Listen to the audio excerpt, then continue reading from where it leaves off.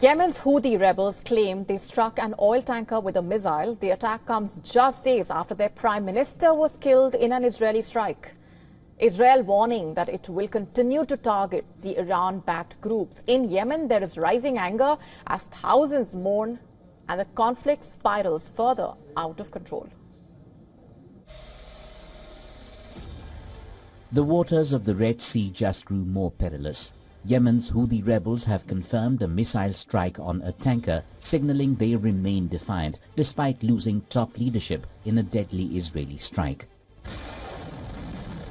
The Iran-backed rebels who sank 2 tankers in July said they targeted the Liberia-flagged Scarlet Ray, claiming a direct hit.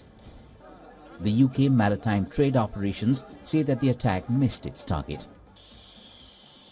Israeli warplanes killed the Houthis' prime minister and senior officials in Sana'a. The assassination sent shockwaves through Yemen, with vast crowds filling the streets for funerals.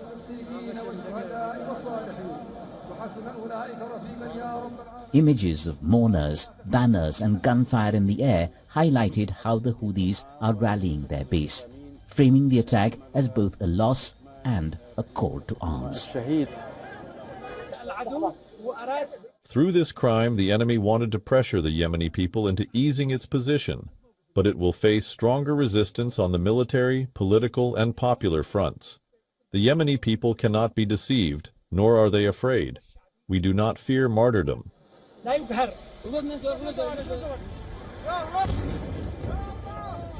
Israel has been striking Houthi positions for months, vowing to dismantle the group's ability to threaten shipping lanes and regional stability. The Houthis insist their missile and drone strikes are part of their campaign to support Palestinians in Gaza. The Red Sea, one of the world's busiest maritime arteries, is now a flashpoint. Shipping firms are rerouting vessels, fearing more missile and drone attacks. West Asia stands at a knife's edge. With the Houthis striking tankers, Israel intensifying its air campaign, and Gaza still burning, the lines of conflict are widening.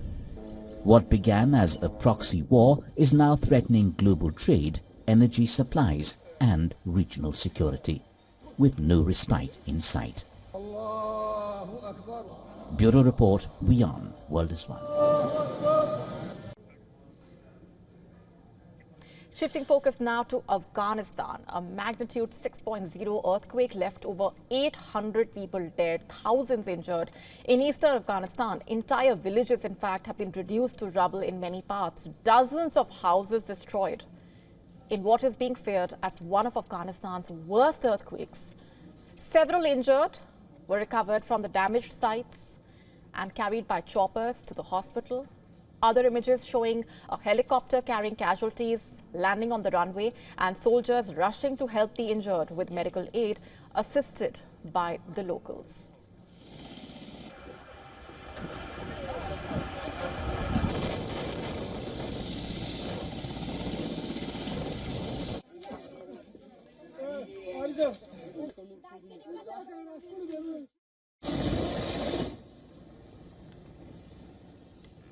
Rescue operations underway with teams trying to reach people in the remote areas hard to access and many pleading for urgent help.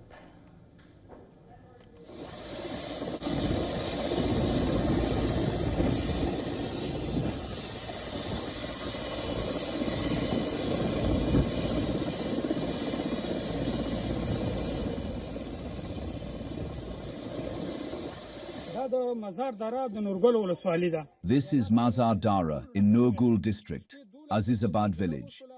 Almost the entire village has collapsed. The earthquake struck at midnight. Children are trapped under the rubble. The elderly are under the rubble. Young people are under the rubble. We need help here.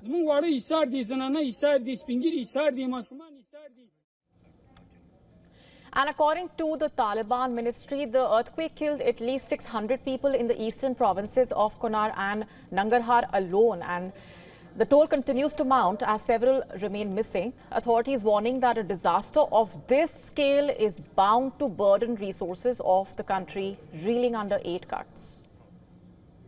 The earthquake struck around 12 a.m. We moved to the area at 1 a.m. We were in contact with other departments. Since the road was bad, we reached the earthquake-struck area early in the morning on foot and started treating the injured. The humanitarian loss drew reactions from around the world.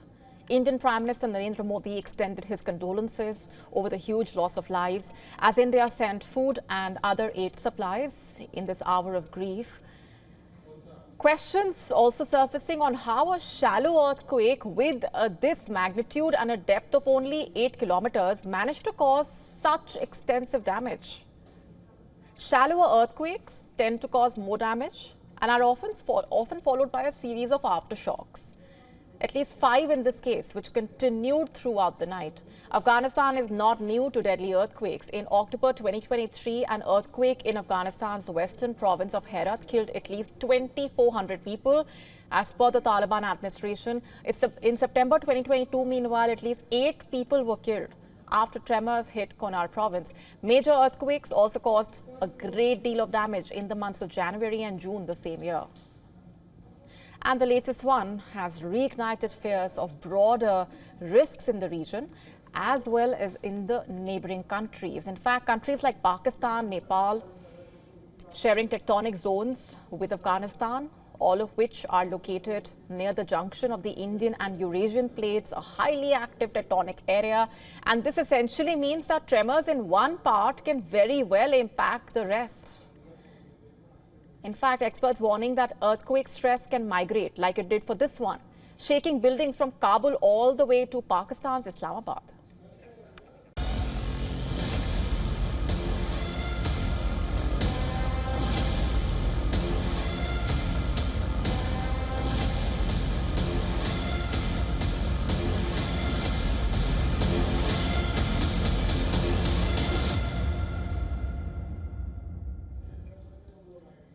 In recent years, images of human traffic jams on Mount Everest have shocked the world.